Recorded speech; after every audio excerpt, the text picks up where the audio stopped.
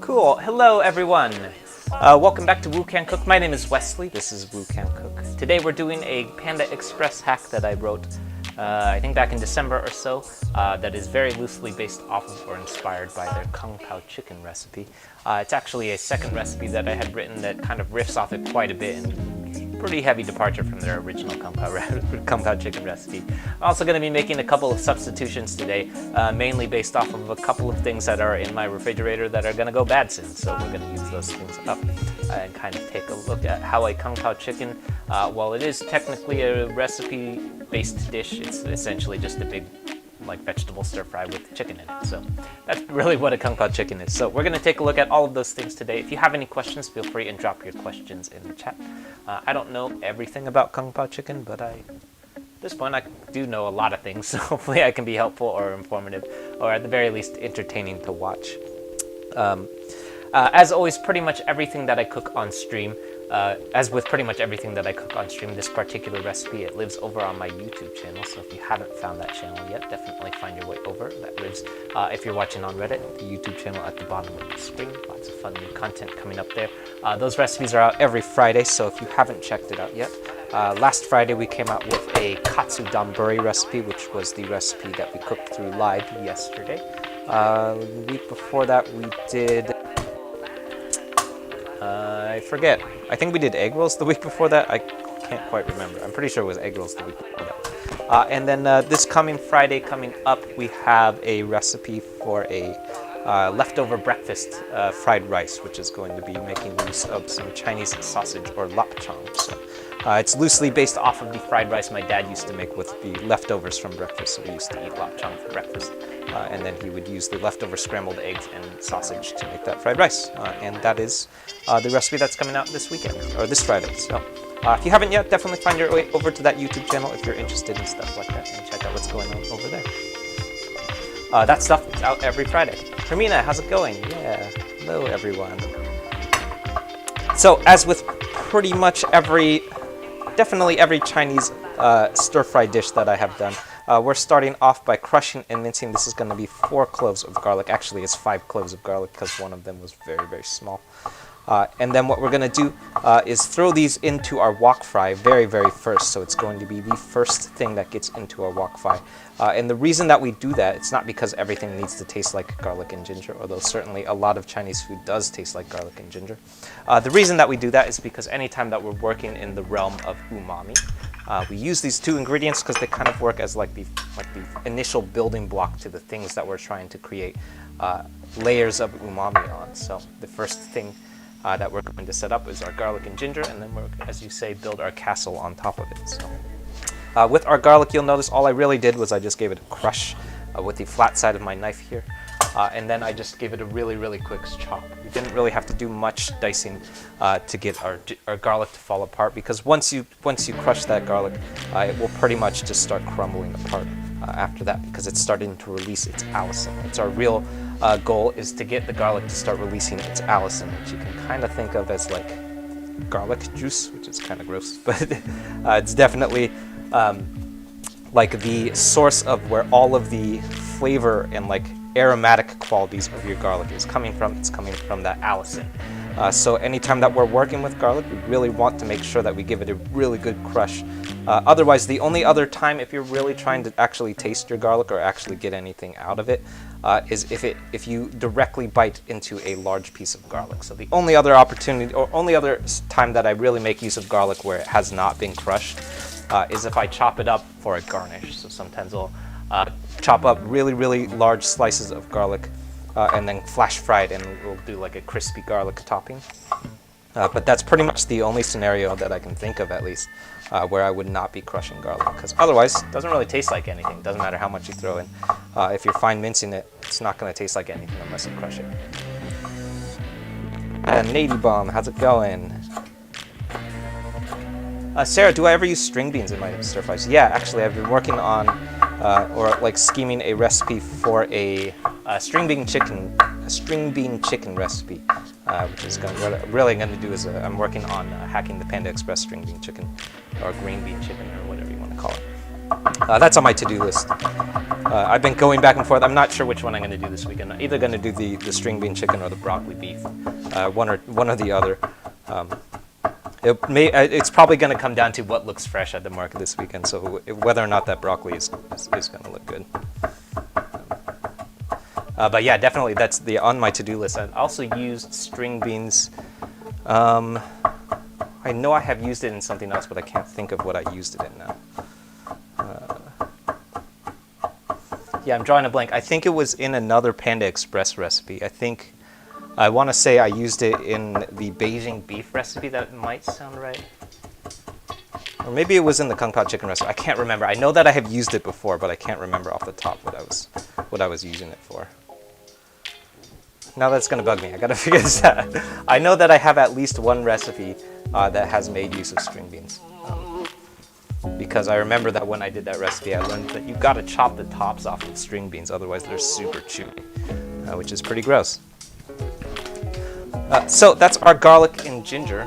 And again today, so just like we're doing, actually I don't do this with every recipe, but today and very often anytime that you see me working with green onions. Today what we're going to do, just like we did yesterday, is slice up some green onions, but the first thing that we're going to do is separate them here. So this is also always super useful to know about green onions, is that they have two very different qualities about them depending on which part of the green onion we're referring to. So down here on the bottom, you can even see it. The color is very clear. So here on the bottom, you can tell that's the whites of the green onion. Here on the top, this would be the greens of our green onions. So these greens, they're very leafy and have a very delicate quality to them. So since they're so delicate, we want to be very careful about how we treat them. So you can't wok fry the greens of green onions because they will absolutely burn. Or if they don't burn, they'll pretty much just kind of disappear into your wok fry because they're so leafy. It would be sort of like trying to wok fry like lettuce, basically. That's essentially what you're trying to do. And you can technically wok fry lettuce, but what will really happen is it's just going to start giving up its water and it's just going to disappear. So that's not really very useful. There's no real point in doing that. Especially with a green onion, because a green onion, unlike lettuce, it does have a lot of interesting flavor and quality to it. It's not just garnish. So we do want to make sure that we actually do get an opportunity to taste our green onions, but we can't just throw it into a wok fry because it will completely just fall apart. It will disappear. So what we're going to do is, right now I'm chopping up, these are the whites of our green onions, which are a whole lot more durable, and we can definitely throw it into our wok fry. But then what we're going to do is we're going to take the greens of our green onions and separate them, and then we're going to slice these up and use these as a garnish. So we're going to throw these in raw. It's because they're too delicate to use in the wok fry. Random person reading, good username. Yeah, how's it going? Hello everyone just tuning in.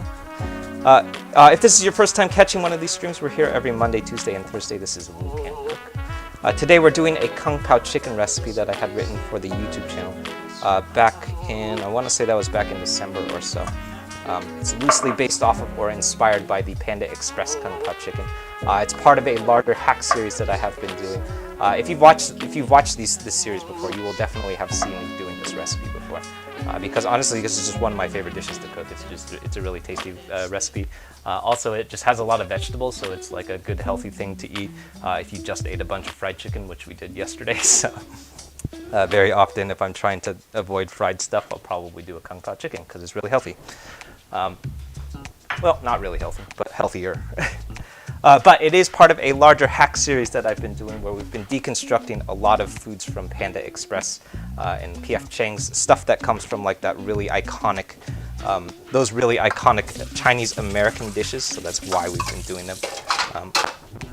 And kind of taking a look at what these dishes look like if we deconstruct them and then reassemble them without all of their American qualities. So this particular version of Kung Pao chicken that I did, there were a couple of qualities that I identified about it. The main thing that I noticed is that they always use chicken breast, which I don't like. I don't like chicken breast in stir fries.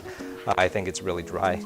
But mostly it kind of just, I think it's that's actually a quality of like marketing. I think that's why they're doing it. But essentially what I did is I disassembled their Kung Pao chicken recipe and then I reassembled it using a couple of things that come from traditional Chinese cooking, but are not necessarily things that you would find in a lot of Chinese American cooking that come from like really traditional wok cooking though. So today we're going to be using a couple of things. Probably the things that stick out to me the most is going to be the use of spicy black bean paste, which looks like this. You might recognize this as the stuff that we often refer to as lao gen ma, or like chili crisp oil. It has this old lady in it. That's actually not what this is. This is lao gen ma, which we're also going to use, spicy chili crisp oil. But what this one is essentially black bean paste that is fermented in chili oil. And that's going to give us this really, really deep quality of umami that's coming from the black beans, so the fermented black beans that we're using.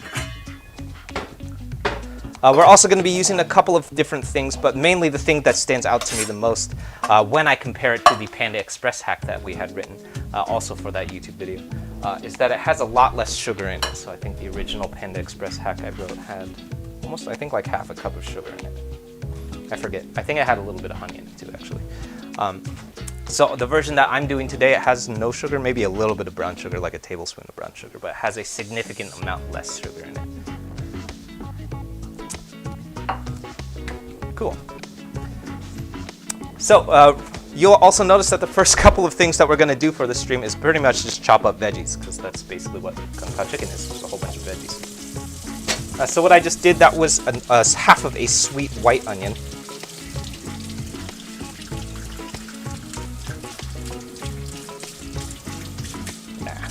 That was half of a sweet white onion, which I just chopped up at a large dice. Anytime that we're working with onions, I totally just talked straight through this. But anytime that we're working with onions, we want our dice to be pretty large here. So we want like some pretty large pieces of onion here. You'll notice that I did not do a center cut on that dice because I'm going for very, very large pieces of onion. That's mostly because in the wok fry, it's actually going to lose quite a bit of volume. So we want to be careful about that. If it loses too much volume and it sheds, or it gets too, it breaks down too much, it's going to start disappearing in our wok fry, which is not what we want. So we want to be careful about that. Next up, this is a red bell pepper, which if you've never cut a red bell pepper upside down, that's a super useful trick that I recently picked up. I have gone back and forth on a couple of different types of bell pepper that you can use. Also, you can just not use bell pepper. You can use whatever kinds of veggies that you want. Today we're going to be using onions, celery, and red bell pepper, mostly because I have celery that's going to go bad soon. That's probably the big main reason why we're using celery today. What I have discovered is that if you kind of need the red bell pepper. The red bell pepper is pretty important to the way that a Kung Pao chicken looks. It has no real effect to the different ways that it's going to taste. So you could probably sub it. If you don't care about the way that it looks, you could sub it out with any kind of bell pepper. Usually my preference when I'm working with bell pepper is going to be yellow or orange because they're a little bit sweeter. They're like more ripe. I think that the use of red bell pepper, it comes up in a lot of Chinese food, I think almost entirely because it looks really pretty. And I think it's just the color. that is like really nice presentation. And I have definitely on many occasions used different colored bell peppers for, especially for this dish, for many other things too.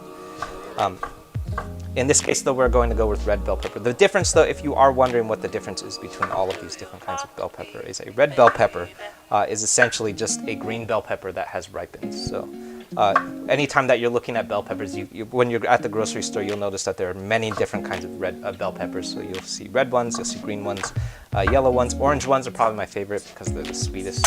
All of them are essentially just bell peppers that are picked at different stages of their ripening point.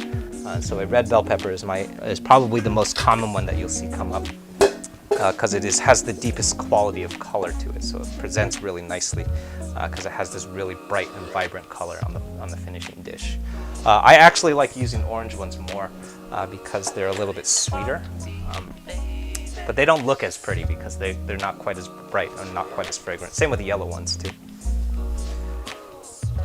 Cool. Yeah, the orange ones, they look okay. It just kind of like blends. Yeah, Sarah, good point. The orange ones are pretty too. They just kind of like blend into like the whole stir fry a little bit. So it's not quite as like in your face in the way that like what you're really trying to get from a bell pepper is you're trying to get it to pop a little. So if you want, you could totally use any kind of bell pepper you want. The only thing you shouldn't use is a green bell pepper because that's disgusting. I guess we talk about that. If you're not familiar, a green bell pepper is the least ripened of all bell peppers. So green bell pepper is basically a bell pepper that has not ripened on the vine yet, and that's how they get it to be green. What that means, though, since it's picked so young, is that it's going to be pretty bitter. So if you've ever eaten a green bell pepper, a lot of times if it's cooked right, you probably won't notice because it will be really cooked down into the stir fry, and you're not going to quite tell that it's got some bitter qualities to it. But if it's not cooked properly, it will absolutely have quite a lot of bitterness, especially if you're eating it raw or semi-raw. So I freaking hate green bell peppers, but I also see that it comes up in a lot of stir fries. I think for the same reason, is because it looks pretty. It's a really pretty color.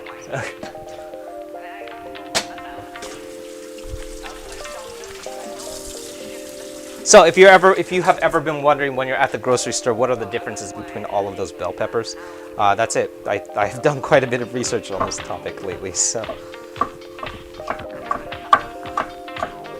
next up, what I'm chopping up here is a bit of celery. So again, I mentioned this earlier, but the main reason that I'm using celery today is because this celery is looking pretty wilted, and I think I need to use it up before it goes bad. But if you're also not familiar, celery has a pretty long shelf life. You could pretty much about as long as a carrot will live in a refrigerator. So if you are like making a vegetable stir fry and you are running out low on veggies to put in it, I found that celery works really well. It's a good filler ingredient. Kind of just like fills up the stir fry a little bit, throws a little bit more roughage in there without like really getting in the way too much. So this is probably not enough celery. I would have liked to have more than this, but that'll work fine.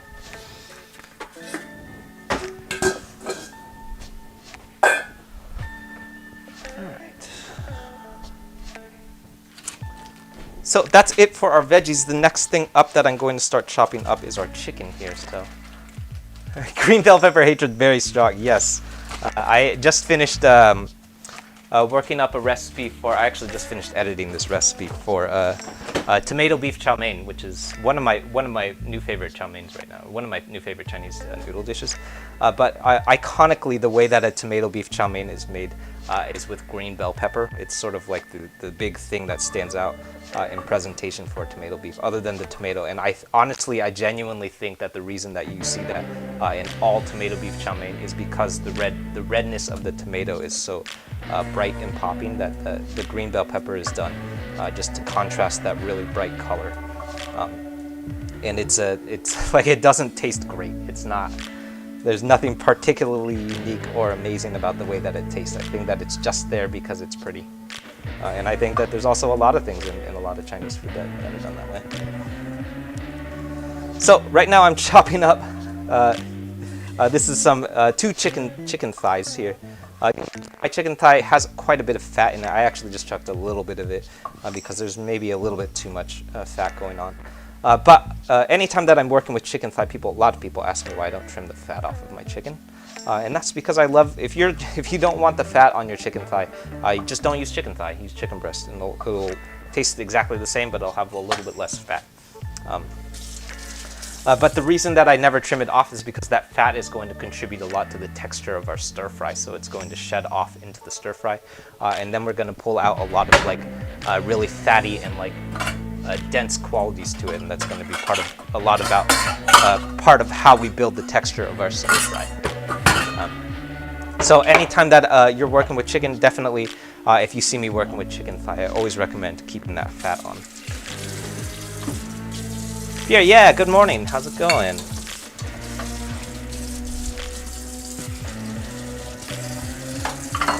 All right.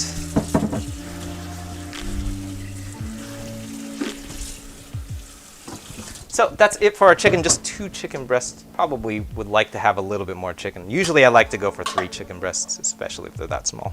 But that's actually all of the chicken thigh that I have left too. So we're using scraps today.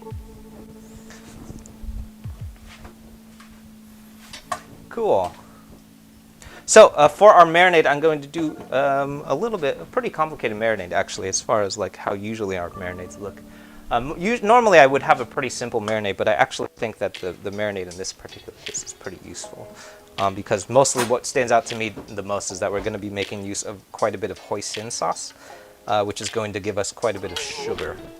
And it's sort of like inserting places to put in a lot of the sugar that were pulled out. So the Panda Express recipe that I had written used a whole bunch of, I'm pretty sure he's using brown sugar. And what I've done actually is pulled out a lot of that brown sugar and replaced it with a lot of things that are sweet.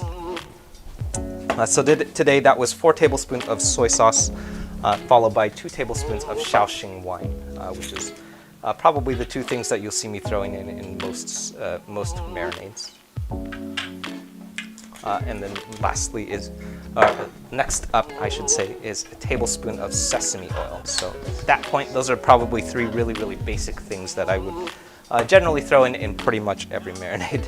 Not every marinade, but most marinades you'll see me throwing in those 3 things. And then next up is going to be 2 tablespoons of hoisin sauce, which is where all of our sweetness is going to come from. So you're going to see a lot of that sugar elements coming up in a couple of different places. Probably the first place is going to be in this stir fry, or in this marinade right here. And then we're also going to insert a couple of different elements of sweetness in this sauce element as well.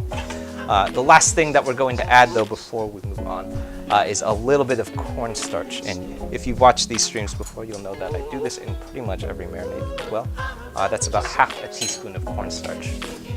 And the reason that cornstarch, so first off, cornstarch doesn't taste like anything. Someone asked me about this recently too. It doesn't make it thicker, it's not a thickening agent. Essentially what it's doing is we're going to coat the chicken in a little bit of cornstarch. And that's basically going to slow down the cooking process a little bit on that chicken. So when it gets in the wok, this is something really important in wok frying that you maybe won't necessarily see happen in other like recipes that are happening in a standard frying pan. And the reason that we need to do that is because in a wok, the heat of the wok is going to be much hotter than other stir fries. So in order to combat that heat, if we don't put cornstarch in, what's going to happen is the exterior of the chicken is going to cook really fast. It will happen in like 10 seconds probably. The outside of our chicken will be done cooking, which is going to be a problem because the inside of the chicken is not going to be done cooking yet. So what we need to do is slow down that exterior cook. Otherwise, you'll end up with one of 2 things probably. You might end up either with really overdone exterior to your chicken and then that finished chicken on the interior. Or you might end up with an undercooked interior of your chicken and well done or like perfectly cooked exterior. So in order to balance it out, we insert a little bit of cornstarch. And that's why very often in a lot of the meat marinades that you see me doing, there will be just a little bit, like half a teaspoon of cornstarch.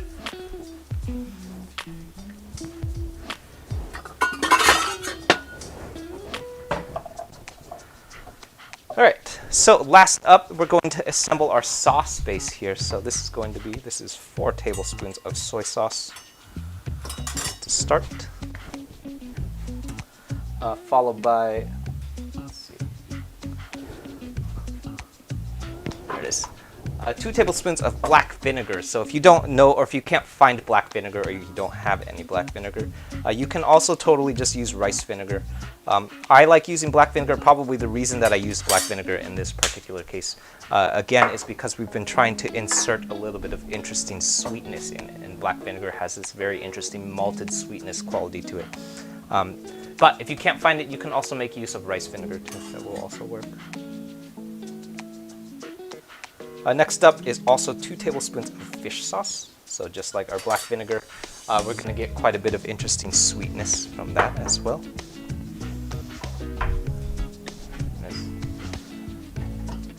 And then last up is going to be, this is going to be 2 tablespoons of black beans paste, or black bean sauce. So black bean sauce, if you're keeping track, this is probably the thing that does not belong in this recipe. Most commonly, when you come up across black bean sauce, you'll probably see it used in other noodle recipes. So you see it a lot in a lot of Chinese noodle dishes, things like jjajangmyeon, for example. You will see the use of black bean sauce. In our case today, we're going to be using just a little bit, just 2 tablespoons of it, and it's going to give us this nice, deep, rich umami that's going to come from these black beans.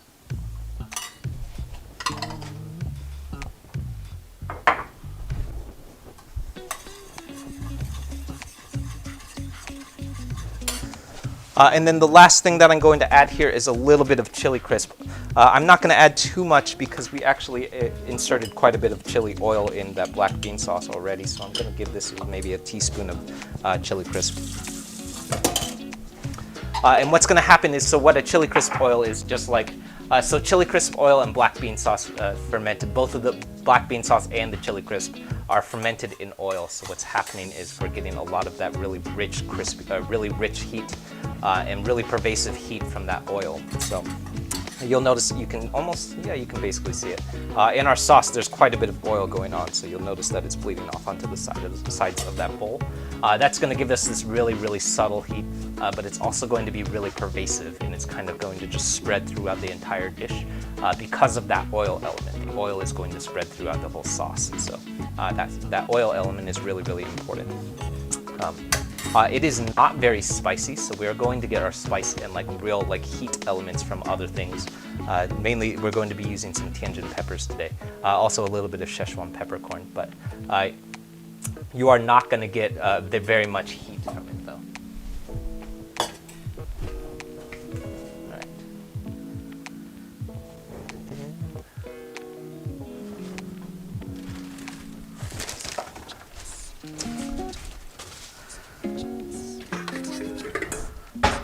All right, so last up, I'm just going to set aside, this is going to be some Tianjin peppers. So if you have never seen a Tianjin pepper, I would be really surprised if you have never seen a Tianjin pepper, because they come up in a lot of Chinese food, a lot of Chinese American food especially. And it is actually a very, very iconic part of how a Kung Pao chicken looks. I don't think I've ever come across a Kung Pao chicken that does not include these. And essentially, these are not edible, so you can't eat a Tianjin pepper.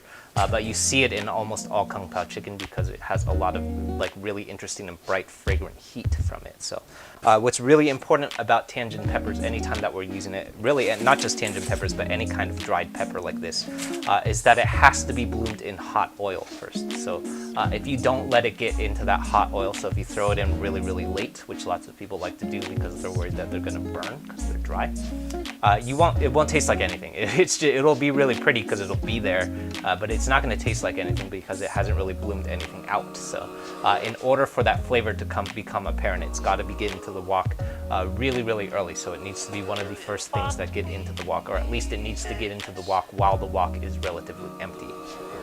So what we're going to do today is we're going to do some batch cooking. So we're going to cook our aromatics and our chicken, and then we're going to pull it out and then start again with these Tianjin peppers.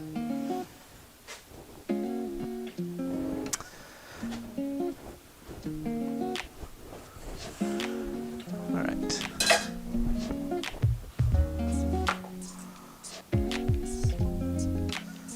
And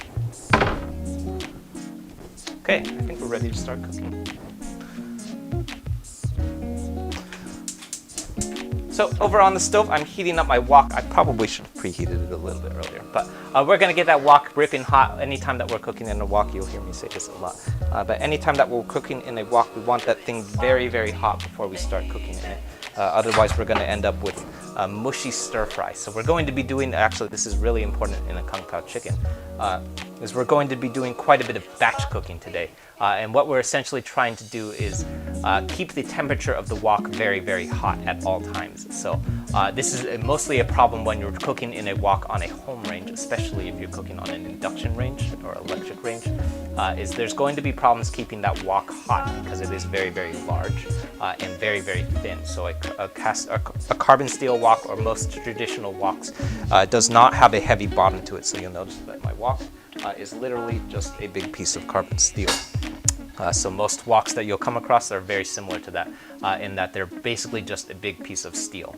Unlike a frying pan, for example, which has a big heavy bottom to it, so if you flip your frying pans over, you'll see it has this really big steel plate at the bottom. What that plate is doing is it's helping the pan retain heat. So once the pan heats up, that big plate at the bottom that's really, really heavy, it's keeping the pan hot. So that's useful on induction ranges because that thing is going to keep it hot in the duration of time when the induction top will turn off. In a wok burner, because it does not have one of those heavy bottoms, we have to be careful about overloading it. So if too many things get in that wok, what's essentially going to happen is the temperature of the wok is going to gradually just start decreasing and then shedding heat because there's too many things in it. So that's really important in a Kung Pao chicken like today, because if we overload it with all of the ingredients that we just finished chopping, which there are quite a few of them because we have a number of veggies, we also have some chicken, we have to throw some peanuts in, there's some cayenne peppers, there's just a lot of things that go into Kung Pao chicken. If we throw all of those things into the wok, at some point, probably close to the end of the stir fry, things are going to start getting really mushy because there's too many things in it in the pan and the wok is not staying hot enough. So what we're going to do today is we're going to first cook our chicken, and then we're going to pull it out and then restart. So this is a process that we call batch cooking. So we're going to pull it out and then do our veggies and then pull that out. Or actually, we're going to pull the chicken out and then do our veggies and then add the chicken back and then toss everything to combine. So the only point where everything is in the wok is at the very, very end, where we're not really cooking anymore. We're just combining. Cool. Like that'd be a little bit hotter. Cool. Hello, if you're just tuning in, my name is Wesley. This is Woo Can Cook. If this is your first time catching one of these streams, we're here every Monday, Tuesday, and Thursday at 6:30 PST with new recipes out every Friday. If you haven't checked out those recipes, they're out over on the YouTube channel every Friday. So if you're watching on Reddit, that's the YouTube channel at the bottom of the screen. Those YouTube videos, they tend to be a little bit more helpful if you're trying to reproduce the recipes that I'm cooking through. So this particular Kung Pao chicken is part of a series that we've been doing and already lives over on the YouTube channel. I think it came out back in December or so. And it was a part of a Chinese-American hack series that I've been doing, where I've been taking apart a lot of Chinese-American classics like Kung Pao chicken, but also things like General Tso's chicken, honey sesame chicken, stuff like that, and kind of taking a look at what do those dishes look like if we were to try and reassemble them in like a more traditional wok fry. Or like a traditional wok fry that has like elements that come from like traditional and authentic Chinese cooking, which with a Kung Pao chicken, for example, is really interesting because a Kung Pao chicken has many origins from like traditional wok cooking. So really what we're doing is just borrowing from like more traditionally accurate Kung Pao chicken recipes. But with other recipes, that's also really interesting to do with things like honey sesame chicken or Beijing beef, for example, because a lot of those dishes do not come from Chinese cooking. They're just American dishes. So honey sesame chicken is just a American honey glazed chicken with like a little bit of soy sauce in it. It's basically what it is. So those things are really interesting to do and try and assemble as like traditional wok fries because they have no context for being Chinese at all. So I think the honey sesame chicken that we did was done with a tempura batter, and then I think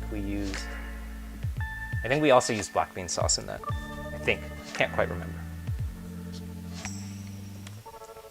Wicked great. Oh yeah, cool. Yeah, I'm glad that you learned something. That's always my goal.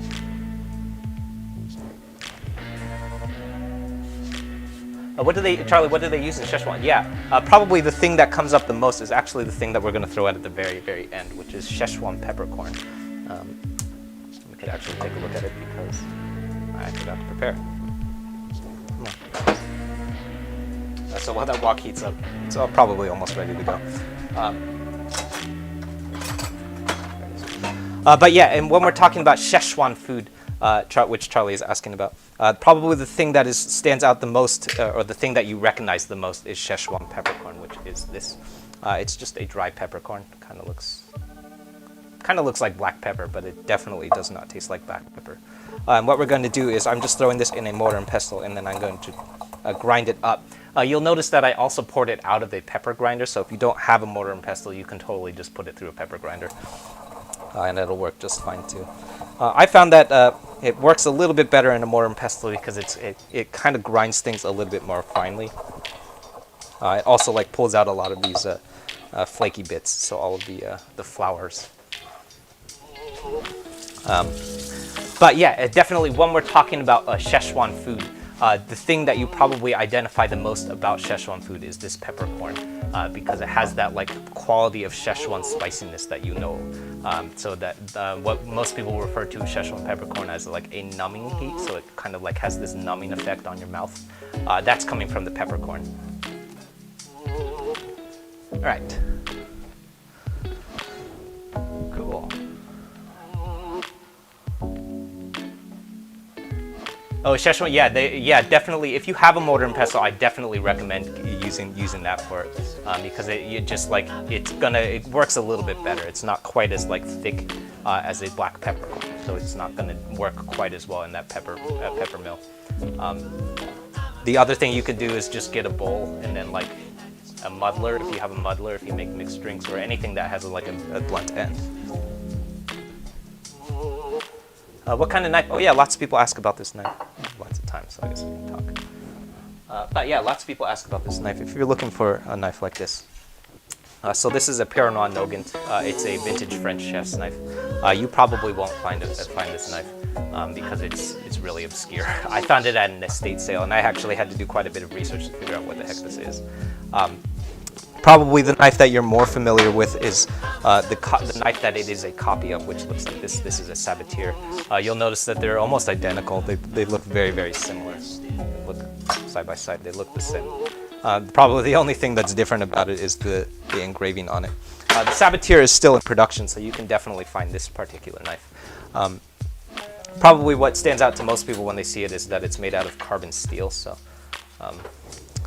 you can tell it has this very like deep gray patina. Some of that is actually rust damage, this stuff right here.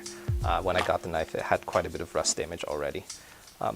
But definitely carbon steel has a quality about it where it gets this nice deep dark patina to it. So if you're looking for a knife like that, carbon steel, it's the key. Hermina, yeah, am I adding peanuts? Yeah, that's coming up. So here's our peanuts. I ran out of them, but today we're going to be using, this is just raw peanuts. I guess we can put it in the bowl. Today we're using plain old raw peanuts, which means that they do need to get into the wok fry at some point. Usually what I would normally do is use some honey glazed peanuts because they have a little bit of a crisp quality to it. And I love using like those honey glazed peanuts because they're a little bit crispier. I ran out of them today, so we're just using regular old raw peanuts. Yeah. Cool, let's start cooking. So once our wok is nice and hot, it is definitely hot if it's been heating for as long as this wok has been heating. But if you're still not sure, it should be smoking like this. If you don't see this smoke coming off, then you're probably not hot enough. It's probably not hot enough. And I'm starting off here. This is my ginger going in first, followed by my garlic. And finally the whites of my green onions. So in a lot of wok fry recipes, especially a lot of Wukan cook recipes, you will see these referred to as the aromatics of our wok fry, as the name implies. The reason is because they are very aromatic, so we're looking for their fragrant qualities. So we're trying to bloom out all of those fragrant qualities. So I always say I usually go for about 10 seconds, but really what I'm doing is I'm using my nose at this point. And then once I start smelling garlic, ginger, and onion, that's when we're ready to move on. So next up is our chicken here, but you'll notice what I'm doing is I'm not just going to dump this in. Be very careful at this point. that chicken has a lot of liquid in it. So here's our marinade. You can see it soaking in a whole bunch of soy sauce. That's a lot of like hoisin sauce, just generally a lot of liquid. We don't want to drop this in for a couple of reasons. The main, like most important reason is because if you drop this much liquid into a wok, it is going to start spitting up really aggressively because cold liquid plus hot oil equals a lot of spitting. So you, unless you want a lot of oil burns, don't let that liquid get into your wok. In addition to that, though, the other reason why I'm not adding all of that liquid to the wok is because the more liquid that gets in the wok, the more trouble we're going to have keeping it hot. So if we were to throw all of that liquid in, first thing that would happen is it would start sputtering really violently, and I would probably burn my arm, which I've done many times. But the next thing that would happen is once it's finished sputtering, is that the wok temperature would start dropping really drastically, which is going to be a problem because then we're going to end up with low temperature and mushy stir fries, which is what happens when we start cooking in a wok on low temperature.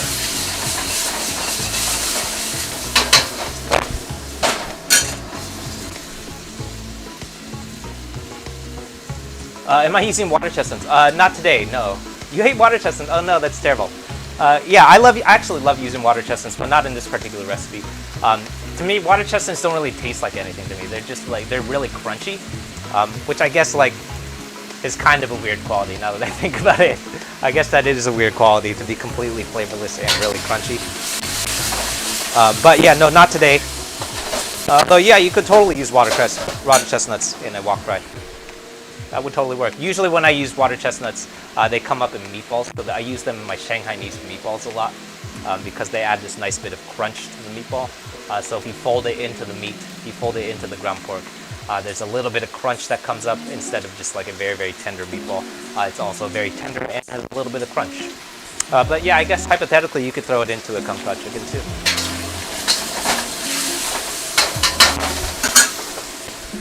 So you'll notice that our cornstarch is coming into play here. It's slowing down that exterior cook just a little bit. So if we didn't have that cornstarch, this would pretty much be done cooking at this point.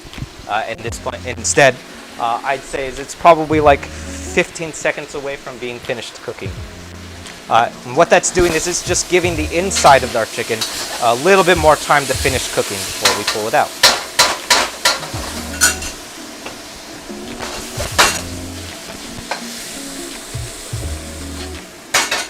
So there's our finished chicken.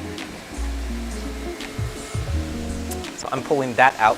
And then what we're going to do here is rinse out our wok. So this is super important, especially with our marinade today because it contains a lot of sugar. We don't want to let that marinade stick around in our wok. Because if it's still in the wok and we continue with our wok fry, it's just going to start burning. So if we don't rinse that wok out, if we leave all of that hoisin sauce and that sugar and all fish sauce, all that stuff just sticks to the wok, and it's eventually going to crystallize, and then it's going to turn into charred black stuff. So if you've ever had a wok fry that's cooked at home on a batch cook, and you see black stuff floating around, that's because the wok wasn't cleaned in between the batches. So what I did is I just gave it a rinse, and then I might give it a wipe down too, actually. And that's it. And you can see when we finish wiping it down, this is all the stuff that came up. So this is not things that we want in our wok fry. If we didn't rinse it out, that's what would be in there. Not good.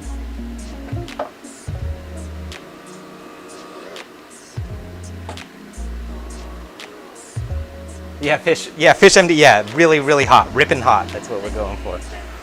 So what we're gonna do here is we're restarting. I'm gonna add, that's another 4 tablespoons of peanut oil. And then we're going to do our long yao, which is essentially coating our wok in that oil. And then we have 2 things that need to get into the wok early here. So we have our Tianjin peppers and our peanuts. So we can take a look.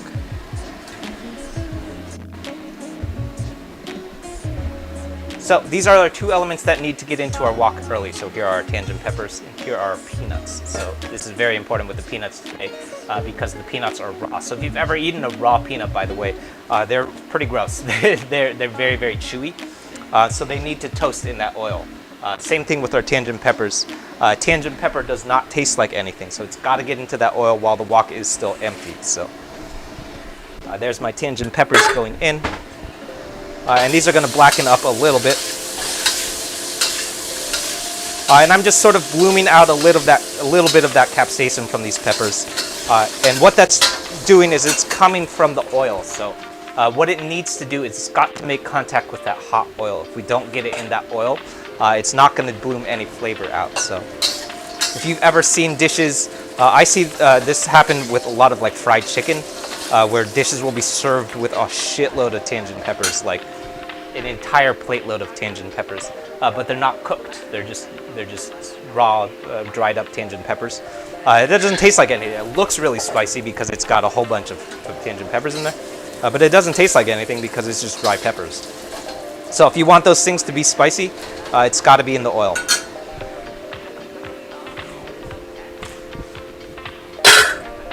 Then next up, that's my peanuts going in, and I'm going to give it a little bit of a toss.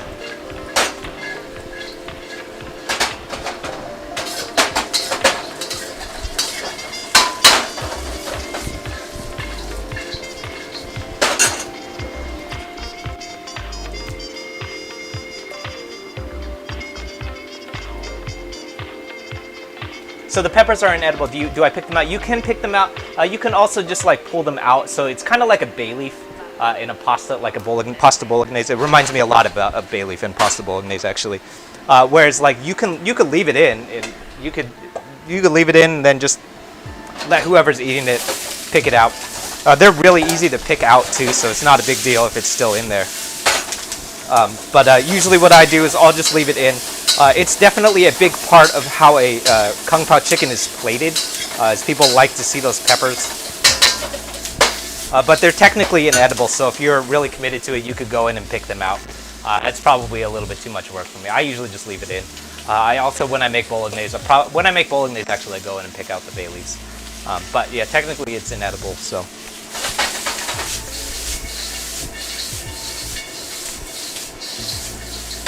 All right, so I'm adding my bell peppers first, and I'm going to give it a little bit of a head start because bell peppers are a little bit more durable than our other veggies. What we have left is our celery and our onions. But we're not going to give these veggies very long in the wok fry, so that's going to be our celery and our onion. And these will probably only go for about a minute here. So we're not looking for well thoroughly cooked veggies here. What we're trying to do is just cook off a little bit of this rawness before we move on and finish up.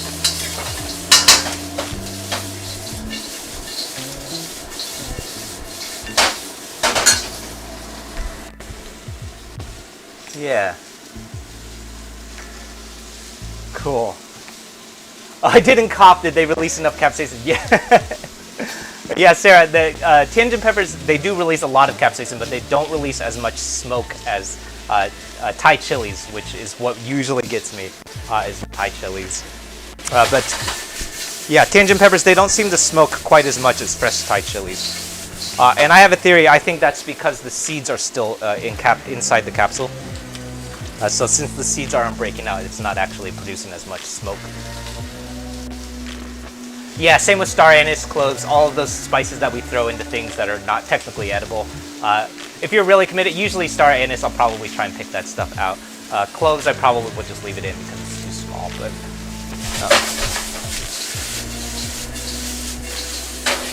But yeah, definitely with tangent peppers, if you've ever come across it in a restaurant, it's a big, like, iconic part about how the dish is served. People like to see it in there, but it's really just for presentation. Once the dish itself gets onto the table, it's not really adding anything to the dish anymore.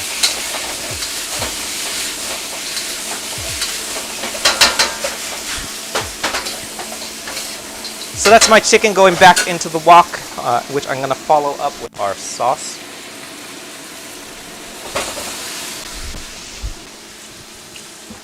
It's a little bit of water.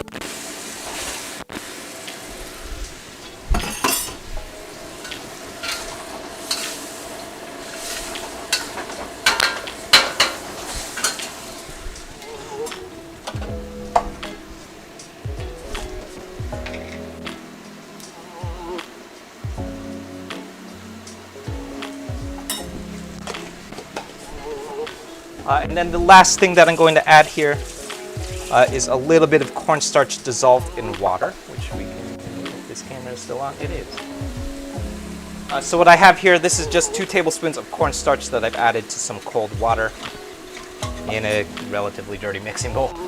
And I'm going to throw it into our wok here. And what this is going to do is the starch from our cornstarch is going to thicken up our sauce. So anytime that, especially in Chinese wok stir fries, you'll see cornstarch come up in pretty much all of them. And that's because it is the element that creates the thickness to the sauce elements. So I like to think of it, cornstarch slurries, it's very similar to the way that pasta water is used. There's Ham Charo, how's it going? It's very similar to the way that pasta water is used in a lot of Italian cooking, where the starch of pasta water is used to thicken up sauces like carbonaras, bologneses, stuff like that. We do a similar thing in Chinese cooking, but instead of pasta water, we do it with cornstarch. And then the last thing that I'm going to do here is add our Szechuan peppercorn. The sieve is optional, you don't have to use it. I like to use it because the Szechuan peppercorns have a little bit of like the flower petals are still stuck to them. So I like to pass it through a sieve just to keep those peppercorns, flower petals out.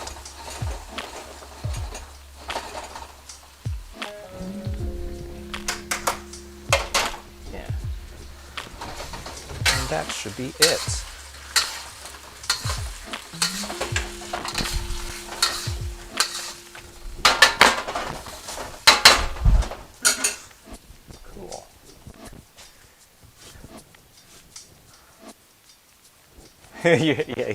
Your nephew eats Baileys. Yeah, Baileys also don't really taste like anything if you eat them raw.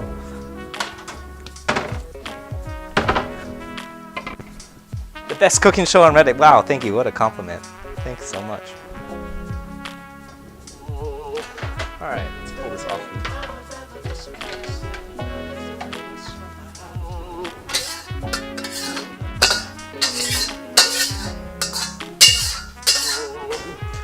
And then the last thing that I'm going to do anytime that we're working in a wok, especially if you're working in a carbon steel wok, is we want to clean this thing while it's hot. So don't go and start eating at this point. That's very tempting to do, I know, because there's food in front of you and you want to eat the food. But super, super important, especially with carbon steel woks, is that while the wok is hot, it has this nice non-stick surface to it. So I didn't do any scrubbing just now. All I did was gave it a rinse with a little bit of water, and pretty much everything came off. So if you were to sit down and then start eating and then come back to it, maybe like 30, 45 minutes later when you're done cooking, and then you try and cook it or clean it, all of the sugar, especially when you're working with something like a Kung Pao chicken, for example, all of the sugar in that sauce is going to start coming off, or it's going to start sticking to your wok, excuse me. And that's going to be a real big problem because you're going to have a lot more trouble getting it off the wok, which is not going to be fun. So do yourself a favor, clean that thing while it's hot.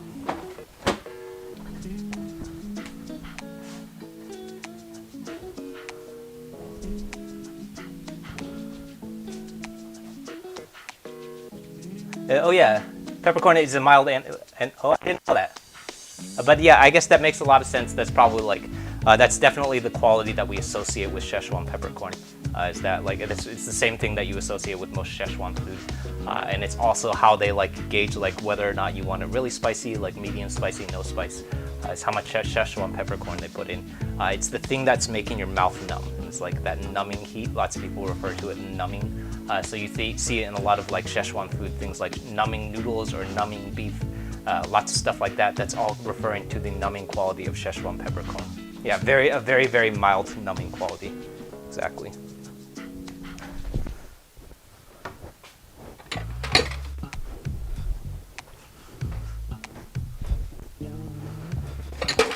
All right.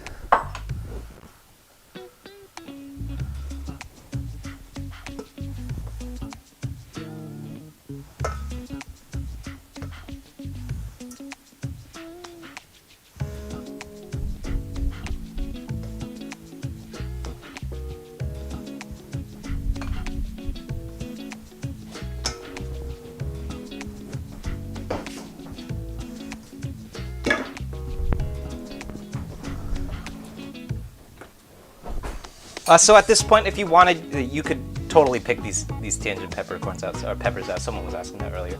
If you wanted, you could totally pick it out, or if you, while you're serving, you could just work around it while you're serving.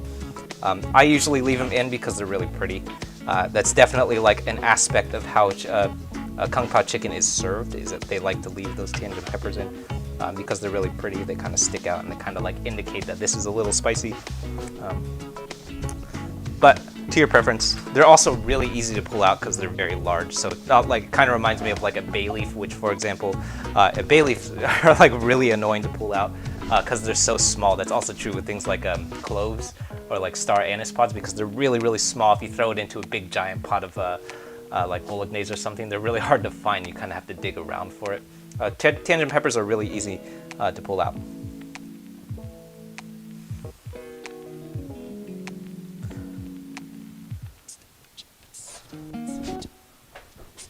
And then I'm finishing this. That's the greens of my green onions. And I'll do it.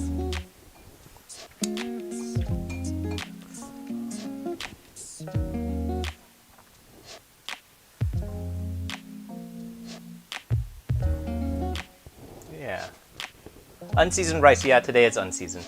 You could do it. I know lots of people actually like to cook. It depends on like how much money you want to spend on your rice, really.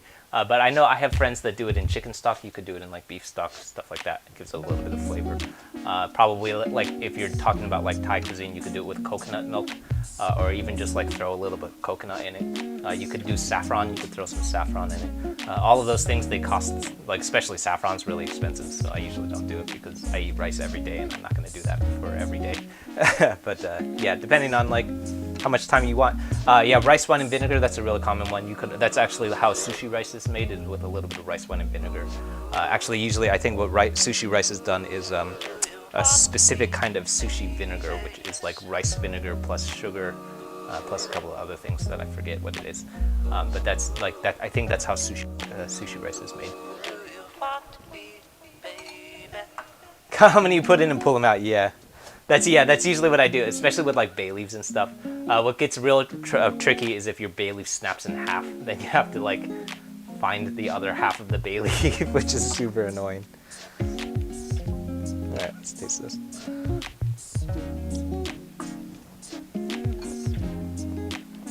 Yeah, the chicken is super, super tender. It's like perfectly cooked. The exterior is like nice and crispy from the wok fry, but the interior is still really, really chewy. And then like the veggies are like really, really crisp. So we have these veggies that are like, they're not raw, but they're like just past their raw stage. So if you've ever had a wok fried vegetable stir fry, that's the quality of the veggies that you're eating. Is it's not that they're raw, but they're still very, very crisp. We're certainly not dealing with like a sauteed onion, for example. They're very, very crispy. It's still a very crisp onion. It's also a very, very crisp celery. So if you notice that the celery and the onion were actually only in the wok for like maybe 2 or 3 minutes. The bell peppers were in probably like closer to 5 minutes because they're really thick and durable. But other than that, there's nothing that was actually in the wok for more than 5 minutes. And that's because we're cooking on really, really high heat. So that's the quality of wok fries. Any kind of wok fry that you're associating with is that it's cooked at very, very high heat for a very short amount of time. When we do it on home ranges, it's closer to like maybe 5 minutes per ingredient. But when you're cooking on a wok burner, which I have been doing lately, those elements, they happen even faster. It's probably cooked within like 30-45 seconds, because once you hit like a minute and a half, things are already burning. So on those like super high wok burners, it's even shorter. You could do a whole bowl of kung pao chicken in like 2 minutes because everything is happening so fast. So yeah. Oh, Sarah, what's my rice cooking method? Yeah, I actually did a video about this. I forget which it came up in. I think it's coming up in the fried rice recipe that's coming out this Friday. But I walked through how I usually will make rice, and essentially, well, I don't have it out. But essentially, I make rice the same way that if you talk to any Asian person that learned how to make rice from their mom or their grandma, we all make rice the same way. What you do is you fill up the rice bucket or the rice, like rice cooker, with eyeballed amount of rice. I usually just eyeball it. It usually ends up being about two cups, and that will stretch for about like a meal plus fried rice the next day. And then what you do is you stick your finger in it. So we have this super zoomed in lens. What should happen is the tip of your finger you fill up the rice bucket with water, and the tip of your finger should touch the top of the rice, and the water line should come up to your first knuckle. So here, this line, what you'll see lots of people doing is they're sticking their finger in until they see the water line reaching their first knuckle. So I've heard many people say, how do you know what that line is supposed to be? Everyone's hand is a little bit different. I don't know. That's how I've always made it. That's how my mom showed me how to make it. That's how my grandma showed my mom how to make it. That's how every that's how every Asian person that I have ever talked to makes their rice. So, if you're making it in an Instapot, it is very different, by the way. It is not the same. An Instapot is a 1-to-1 ratio, which is super different. But yeah, also if we're talking about like the specifics, rinse your rice off. I usually will throw it into a big strainer. And like a big mesh line strainer, and then give it a rinse, and that will get all of the excess starch off. So I actually didn't do that with this rice because I made it in a wok, because I've been testing out rice recipes for our wok burner for a different thing. So this was probably a little bit clumpy. It's not that big of a deal if you forget to do it. I forget to do it all the time. This rice is going to be just fine. What essentially will mean is if you don't rinse your rice, it's just going to clump up a little bit more, so it's going to have like a little bit more like clumpy qualities to it, so you could do stuff like this. That's because it's really starchy. I don't do it all the time, especially when I'm feeling lazy. I'll probably just screw the rinse off and it'll be fine. But yeah, definitely lots of people refer to the Uncle Roger video where that lady rinses off the rice after it's cooked. You then never want to do that. I don't know why you would do that. It doesn't achieve anything. The starch is already cooked into the rice. So yeah, definitely, like lots of people have different methods of cooking rice. The one where, like, if we're talking about like how you learned how to cook rice from your grandma and your grandma's grandma, it's the knuckle method. This is how every Asian person cooks: is they look for the water line to reach their first knuckle. And I think that's coming out. I think that's in the recipe for lapjang fried rice, which is happening this Friday. So excited to share that. Everyone has a first knuckle. It should be easy. Yeah, I think like what lots of people tell me is that like everyone has a first knuckle, but everyone's hands are different sizes, right? So hypothetically, couldn't that vary in length? Some people might have a shorter first knuckle. I don't know. I don't know the answer to that. I know that it has always worked for me, and it has worked for people I know with smaller hands. So I don't know. I don't know how that works. Where do thoughts come from? Cool. So that's our Kung Pao chicken. Hello, if you're just tuning in or if this is your first time catching one of these streams, my name is Wesley. This is Wu Can Cook. We're here streaming every Monday, Tuesday, and Thursday at 6:30 PST with new recipes out over on the YouTube channel every Friday. Today we're cooking a Kung Pao chicken that's loosely based off of a Panda Express hack that I had written for a recipe that came out many Fridays ago. I think it came out back in like a Friday back in December or something. That was part of a larger series that I've been doing where we've been reproducing a lot of food that comes from Chinese American classics, so things like Kung Pao chicken, but also like General Tso's chicken, honey sesame chicken, stuff like that, and kind of taking a look at like what do those really Americanized Chinese dishes look like if we were to try and cook them without all of their American qualities. So things like General Tso's chicken, for example, is really interesting because General Tso's chicken is just American food. It's just American fried chicken.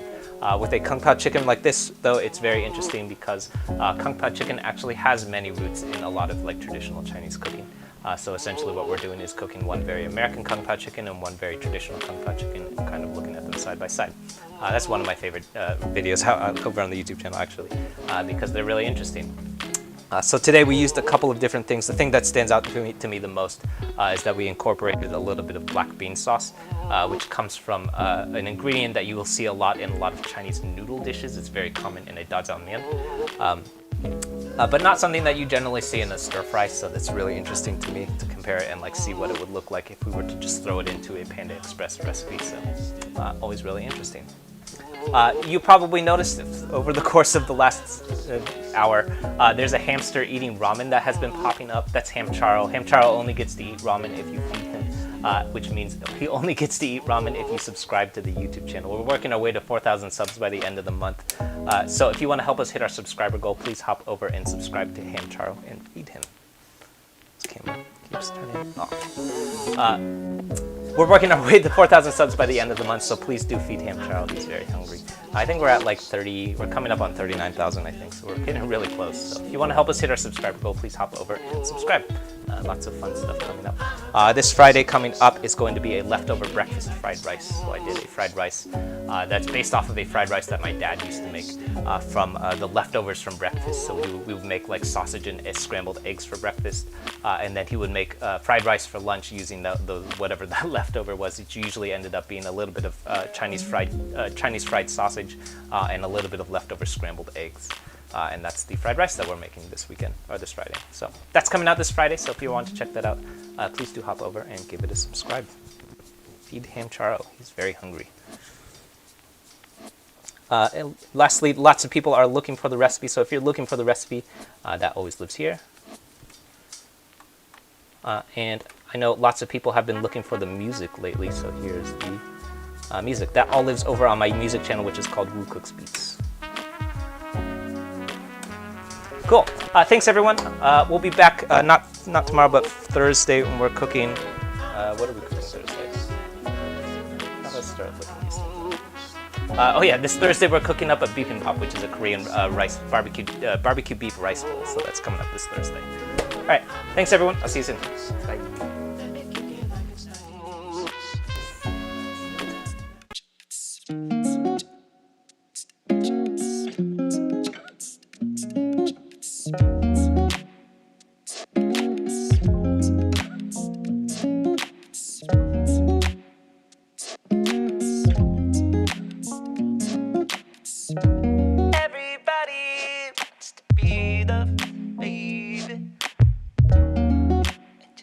If you think that you don't know, never mind that you still don't love yourself. No, you can find it from somebody else. No, everybody's got to go up. Sometimes funny how we shoot the mood. Still, will we fight it, baby? Alright, never mind.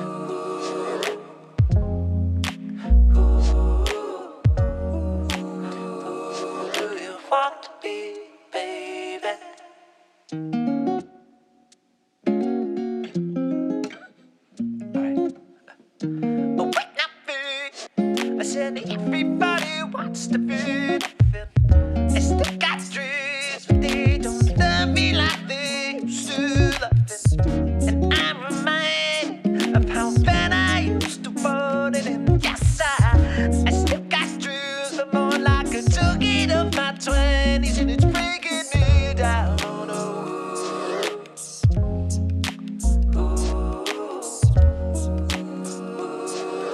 Want to be, baby, yes,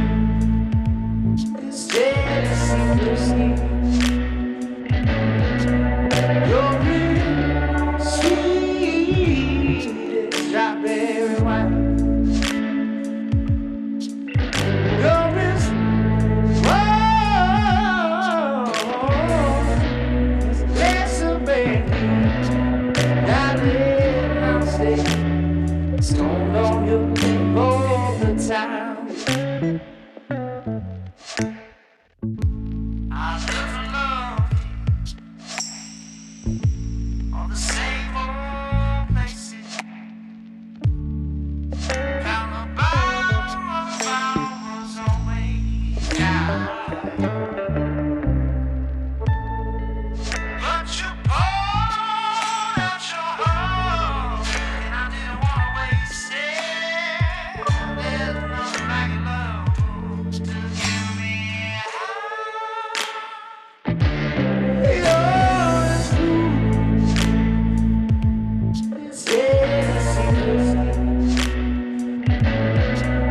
your red sweet strawberry wine. Ooh, you're as warm as a glass of beer. Darling, I'll stay store on your love all the time. You're as smooth as Tennessee whiskey. You're as sweet as strawberry wine. You're bad, warm as a glass of brandy. Darling, I'll stay stoned on your love